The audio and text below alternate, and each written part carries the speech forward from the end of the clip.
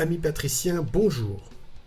Adeptes de la vitesse à 4 roues, sois le bienvenu chez Red Flag, la chaîne qui sent bon la sueur, le pneu cramé et l'essence sans plomb. La différence entre l'essence et le gasoil, c'est qu'ils ne brûlent pas de la même façon dans le cylindre. En 2023, on vit la F1 avec Red Flag, la chaîne qui ne parle que de F1.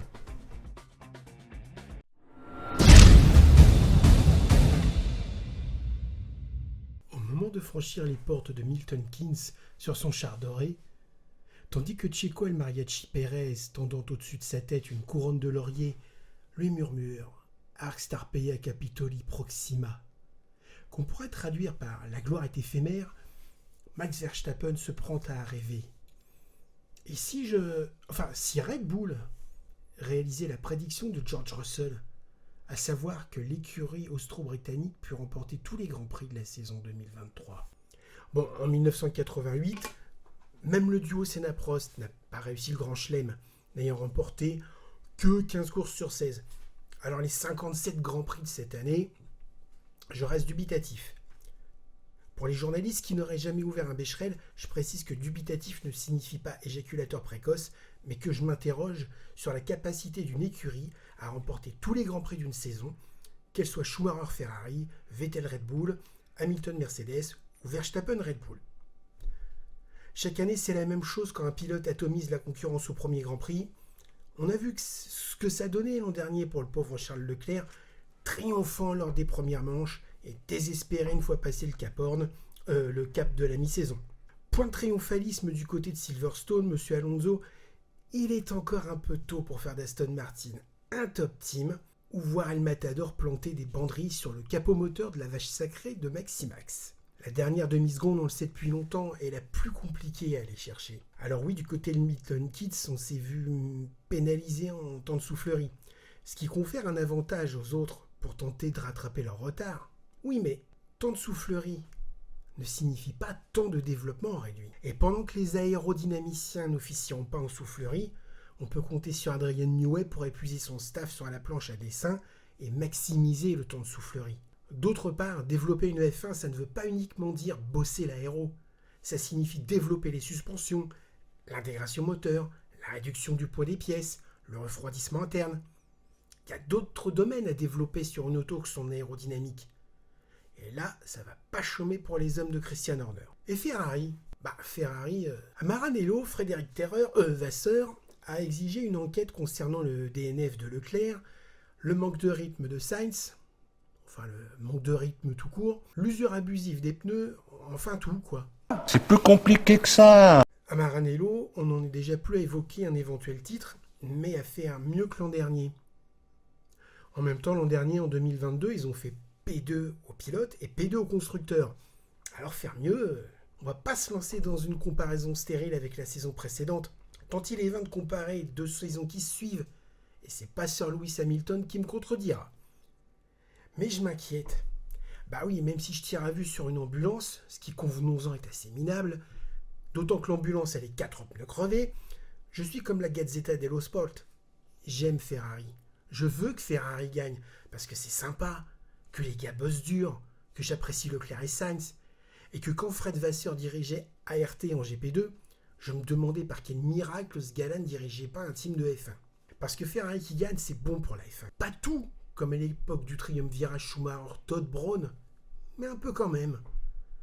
Rappelons que le dernier titre du cheval qui broute dans un pré, c'est en 2007, avec Kimi Raikkonen, une époque que les moins de 20 ans ne peuvent pas connaître, et dont seul Fernando Alonso se souvient. Et ça fait mal. Une autre ambulance que Kimi a fait triompher et qui roule sur les jantes, c'est l'orange qui vient de Woking. Mais qu'est-ce qui se passe chez McLaren ? Mais c'est de la merde! C'était bien la peine de virer Ron Dennis, l'homme qui a construit l'Empire, comme un malpropre, pour en arriver à ça. Son second également a été évincé comme une vieille chaussette, un certain... Comment vous dites ? Martin Whitmarsh ? Ce nom me dit vaguement quelque chose. Il me semble avoir aperçu sa tronche, mais où ? Ah oui, bon sang, mais c'est bien sûr à Silverstone à la présentation d'une voiture verte qui brille autant sur la piste que lors de la dite présentation. Alors pour tous ceux qui plaignent Charles Leclerc, Lewis Hamilton ou George Russell, Et il y a une courte pensée pour Lando Blue Monday Norris. Une petite minute de silence en l'honneur du soldat Norris et on se retrouve après ça.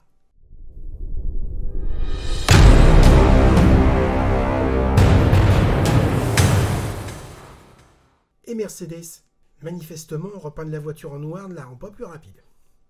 Et quand on entend un Lord anglais au nez percé beugler dans sa radio « Keep pushing », ça sent pas bon du tout. Que les Red Bull et les Ferrari, qui étaient déjà rapides l'an dernier, ne soient que de pâles copier-coller de la saison 2022 est compréhensible, tant on sait qu'on ne repart pas d'une feuille blanche sans révolution technique réglementaire. On ne change pas une voiture qui gagne.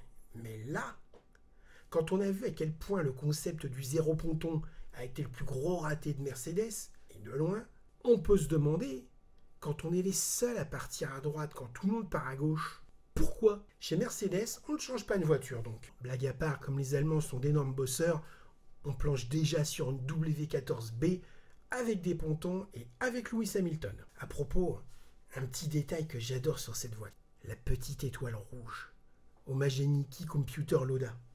Je trouve ça vraiment très classe.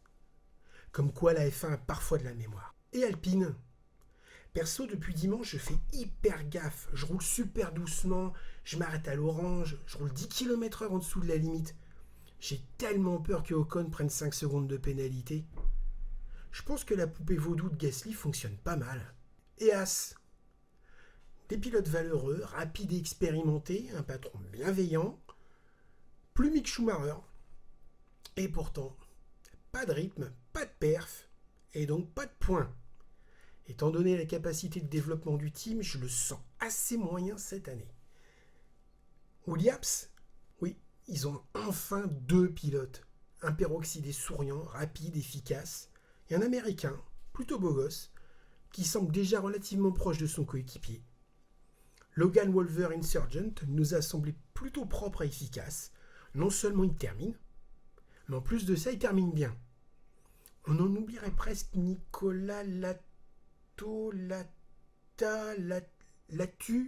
Pendant ce temps-là, chez Red Bull, on garde la tête froide.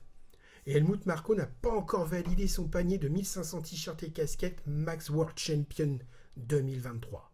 Nous, on se retrouve pour le prochain Grand Prix à Jeddah le 19 mars. Et on se quitte sur une pensée d'Enzo Ferrari. Niki, tu nous manques.